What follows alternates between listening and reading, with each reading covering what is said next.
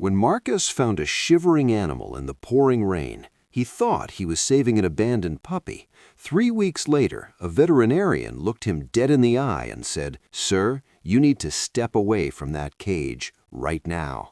What Marcus had been living with was something that should never be kept as a pet, something that could have ended very differently. This is that story. And if you think you'd recognize the difference between a puppy and what Marcus actually brought home, you might want to stick around for this. It was a Thursday evening in late September. Marcus Rivera, a 28-year-old graphic designer from suburban Phoenix, was coming home from work when the storm hit. Thunder cracked overhead as he pulled into his driveway. Rain hammered against the windshield so hard he could barely see his front door. Then he heard it. A sound that cut through the storm, high-pitched, desperate, the kind of cry that makes you stop everything. Marcus sat there for a second, hands still on the steering wheel. Every logical part of his brain told him to just run inside. It was probably a cat, someone else's problem, but that sound. He grabbed his laptop bag and used it to shield himself as he followed the cry toward the side of his house. There, wedged between a drainage pipe and the fence, was a small, soaking wet animal. It couldn't have weighed more than 4 or 5 pounds. Matted brown fur, oversized ears, eyes that looked too big for its head. Marcus's heart broke instantly. Someone had dumped a puppy. What kind of person does that during a storm? He didn't think, he just acted. He took off his jacket, carefully scooped up the trembling creature, and brought it inside. The animal was ice cold, shaking so hard Marcus could feel it through the towel he wrapped it in. He set up a cardboard box near the heater and found some leftover rotisserie chicken in his fridge. The creature devoured it in seconds. As Marcus watched it eat, a small voice in his head whispered, "You just brought a random animal into your house. You don't know where it's been. What if it's sick? What if it bites you?" But looking at those big, frightened eyes, Marcus pushed the thoughts away. This was a puppy, a baby. It needed help. He decided to call it Copper, after the reddish-brown patches in its fur. He posted on neighborhood Facebook groups and checked lost pet listings. Nothing. No one was looking for this animal. Marcus made a decision. He'd take Copper to the vet on Monday, get him checked out, and if no one claimed him, well, maybe he'd just gained a dog. It seemed simple enough. The first night shattered any illusion of simplicity. Marcus set up a comfortable bed for Copper in the living room, an old blanket in the cardboard box, a bowl of water nearby. He expected the typical puppy behavior, whining, crying, maybe some accidents on the floor. At 3 a.m., Marcus woke up suddenly. The apartment was completely silent. Too silent. He grabbed his phone and used the flashlight to check on Copper. The animal was sitting perfectly still in the corner of the living room, not in the box Marcus had prepared, just sitting there, staring at the wall, not sleeping, not moving. And when the light hit those eyes, they reflected back like 2 amber coins floating in the darkness. Marcus felt his skin prickle. "Hey, buddy," he whispered, "you okay?" Copper's head turned toward him with mechanical precision. No playful tilt, no tail wag, just cold, calculating assessment. Marcus told himself it was trauma. The poor thing had been abandoned. Of course it was acting weird. He went back to bed, but sleep didn't come easy. The weekend brought a moment that Marcus would replay in his mind over and over. Saturday morning, Marcus was making breakfast. He'd defrosted a chicken breast for meal prep later. It was sitting on the counter while he scrambled eggs. He heard something behind him, a sound like breathing, heavy, focused. Marcus turned around. Copper had somehow climbed onto the counter, which should have been impossible for a puppy that small, and was completely fixated on the raw chicken. Not begging, not whining, just staring at it with an intensity that made Marcus take a step back. The animal's entire body was rigid, every muscle locked, like a statue. Copper? No. Down. The animal didn't move, didn't even acknowledge Marcus had spoken. For 5 full seconds they stood there in a bizarre standoff. Marcus felt something he hadn't expected to feel about a puppy, genuine unease. Finally, Marcus grabbed the chicken and put it in the fridge. Only then did Copper break his stare and jump down. Later that day, Marcus tried to bond with his new puppy. He'd bought toys, squeaky toys, tennis balls, a rope for tug-of-war. He sat on the floor, holding out a bright red ball. "Come on, Copper, don't you want to play?" Copper sniffed the ball once, then walked away and sat in his corner again. That's when Marcus realized, in 2 full days, he'd never once seen Copper act like a puppy. No zoomies, no playful biting, no clumsy tumbling over his own feet.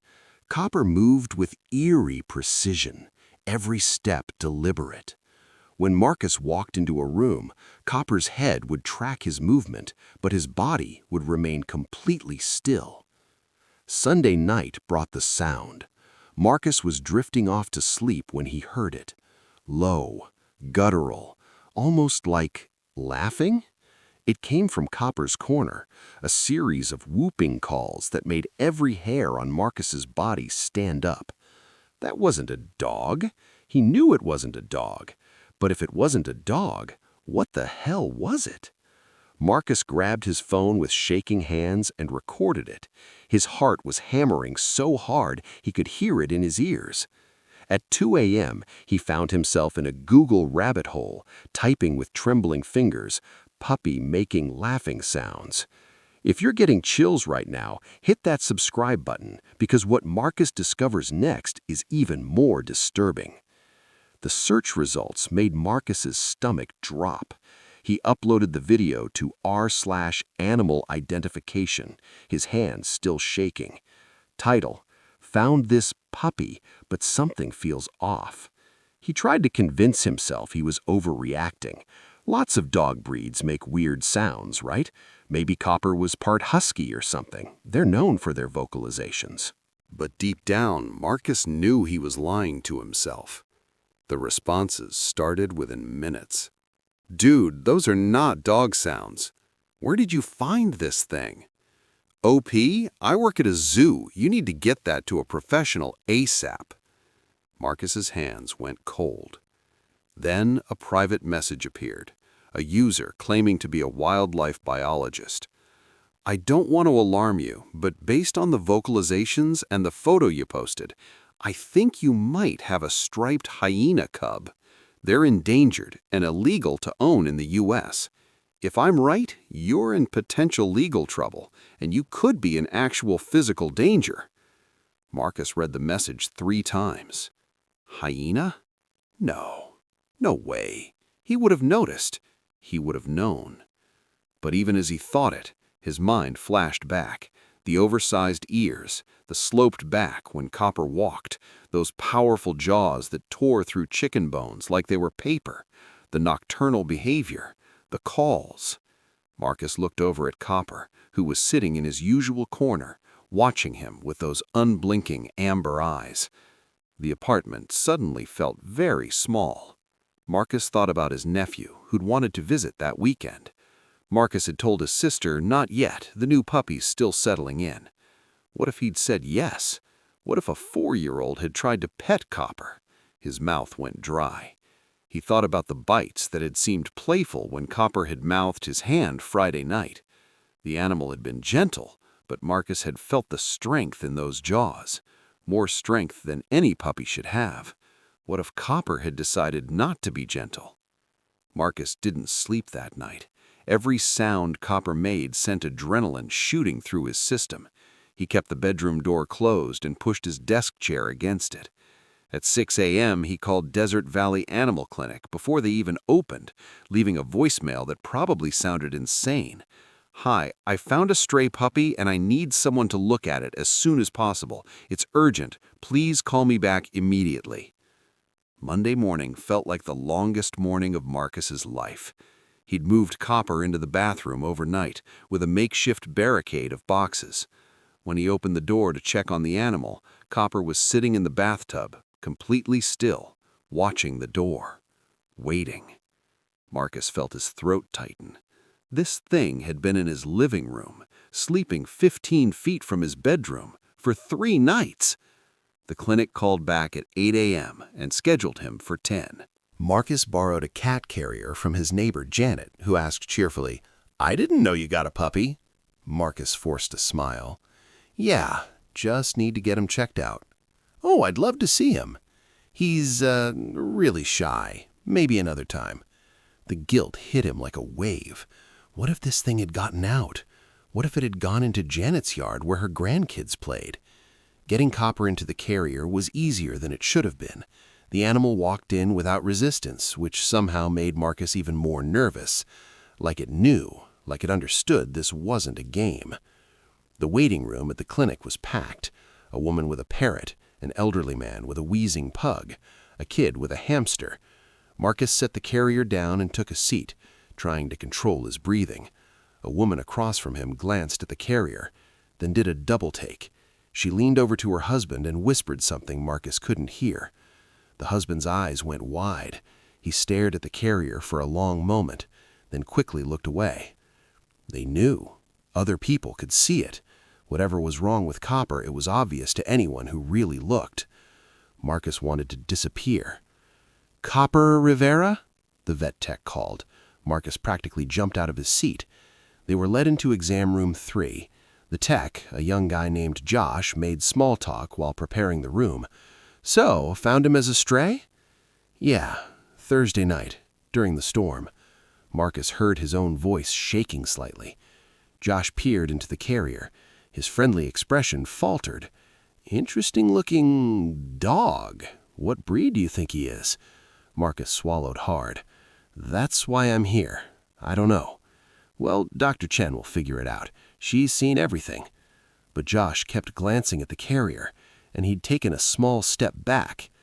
Dr. Chen entered a few minutes later, mid-40s, confident, professional. She greeted Marcus warmly, then knelt down to look at Copper. The change was instant. The warmth vanished from her face. Her eyes narrowed. She stood up slowly, deliberately, putting space between herself and the carrier. "Mr. Rivera," her voice had changed completely. "Where exactly did you find this animal?" Marcus's heart was pounding so hard he thought she might hear it. He explained everything, the storm, the drainage pipe, bringing it home. Dr. Chen listened without interrupting. When he finished, she was quiet for a long moment. "I need to bring in my colleague," she said. "Please don't open that carrier." The way she said it made Marcus's blood run cold. She left quickly. Marcus sat there alone with Copper, who stared at him through the carrier's metal grate. 3 days ago, Marcus had thought those eyes looked frightened. Now he saw them differently. They looked patient. Dr. Chen returned with an older man wearing a white coat. The name tag read, "Dr. Michael Foster, DVM, Exotic Animal Specialist." Marcus felt the room tilt. Exotic Animal Specialist? Dr. Foster examined Copper from multiple angles without getting close to the carrier. After what felt like an eternity, he stood up and let out a heavy sigh. "Mr. Rivera, I need you to stay calm." Dr. Foster's voice was gentle but firm. "What you have in that carrier is not a domestic animal. That's a young striped hyena, likely between 8 to 12 weeks old." The words hit Marcus like a physical blow. His voice cracked. "That's impossible." But even as he said it, he knew. Deep down, he'd known since Saturday. "I brought a hyena into my apartment," Marcus whispered, more to himself than to them. "I've been living with a hyena." Dr. Foster pulled up a chair and sat down across from Marcus, who looked like he might pass out. "I know this is a shock," Dr. Foster said quietly, "but I need you to focus for a moment. Striped hyenas don't belong in Arizona. Someone brought this animal here illegally. Do you understand what that means?" Marcus nodded numbly. His mind was racing. "Am I going to jail?" "No," Dr. Chen said quickly. "You're not in trouble. You found an animal and brought it to a vet. You did exactly the right thing." But this is a federal issue now, Dr. Foster continued. We need to contact the proper authorities, Fish and Wildlife Service, Arizona Game and Fish. This hyena is endangered, and someone is trafficking them. Marcus felt a wave of nausea. I posted about finding him on Facebook, on neighborhood groups. What if whoever lost him sees those posts? What if they come looking for him? He hadn't considered that until now. Someone had been keeping this animal, someone who broke federal law to get it here, someone who might want it back. Dr. Chen placed a hand on his shoulder. The authorities will handle that. Right now, we need to make sure the animal is secure and that you're safe. Safe, Marcus almost laughed. He'd spent 3 nights sleeping 15 feet from a wild predator. The next hour was a blur of uniforms and credentials. Arizona Game and Fish Department, U.S. Fish and Wildlife Service, a specialist from the Phoenix Zoo. The small exam room couldn't hold everyone, so they'd moved to a larger space in the back of the clinic. Copper, the hyena, was carefully sedated by the zoo specialist and transferred to a reinforced containment unit. Marcus watched through the observation window, still trying to process what was happening. A wildlife officer in her late 30s approached him. Her badge read, Lieutenant Patricia Gomez, Arizona Game and Fish. Mr. Rivera, I know this has been overwhelming, she said, but I need to ask you some questions while everything is fresh in your mind. For the next 20 minutes, Marcus recounted every detail. The storm, the exact location where he'd found the animal, the sounds it made, everything. Lieutenant Gomez took notes carefully. You said you posted on Facebook about finding a puppy. I'm going to need you to show me those posts and tell me if anyone responded in a way that seemed off. Marcus pulled out his phone. His hands were still shaking. As he scrolled through the comments, one stood out. A private message from an account with no profile picture. Is the puppy still available? I might know the owner. Can you send me your address? Marcus had ignored it at the time. Now it felt sinister. Lieutenant Gomez's expression hardened when she saw it. Forward this to me immediately. This might be our suspect. You think they'll come after me? Marcus asked, his voice barely above a whisper. I think they're going to be very interested in where their expensive, illegal animal ended up, Lieutenant Gomez said honestly. We're going to need to monitor your social media and possibly provide security recommendations for your home. Marcus felt his stomach drop. This wasn't over. This was just beginning. Over the next 2 weeks, Marcus's life became surreal. Federal agents interviewed him 3 separate times. His apartment was photographed as part of the investigation. His Facebook posts were used as evidence. The private message he'd received led investigators to a burner phone, which led them to a warehouse in South Phoenix. Lieutenant Gomez called Marcus personally when they made the raid. We got them, she said, and Marcus could hear the satisfaction in her voice. Your hyena wasn't alone. The trafficking ring had been operating for 18 months. 12 exotic animals were recovered. 3 striped hyena cubs, 2 servals, 4 rare bird species, and 3 reptiles. The operation was sophisticated. Animals were smuggled through cargo shipments with falsified paperwork, then sold to wealthy buyers who wanted exotic pets. Copper, the hyena Marcus had found, had escaped during the storm when a damaged fence gave him an opportunity. The traffickers had been searching for him, which explained the Facebook message. If Marcus hadn't brought the hyena to the vet when he did, they might have recovered it. The operation would have continued. You saved more than one animal, Lieutenant Gomez told him. You shut down an entire network. But Marcus didn't feel like a hero. He felt like someone who'd gotten incredibly lucky not to get hurt. 6 weeks after that Monday morning at the vet, Marcus received a package. Inside was a letter from the Southwest Wildlife Conservation Center in Colorado, along with several photos.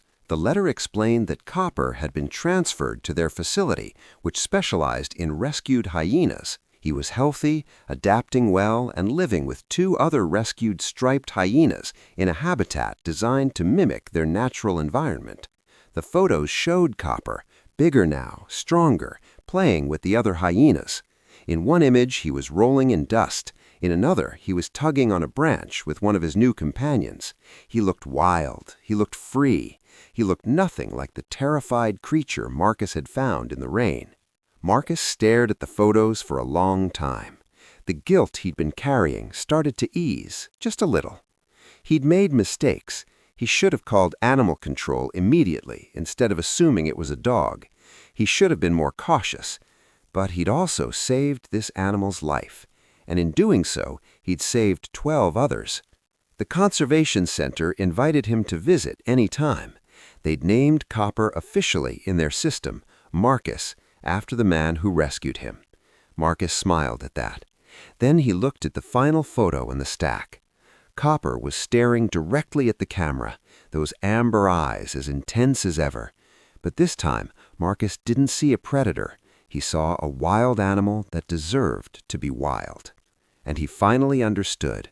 Sometimes the kindest thing you can do isn't to save something by bringing it into your world. It's to save it by getting it back to where it belongs.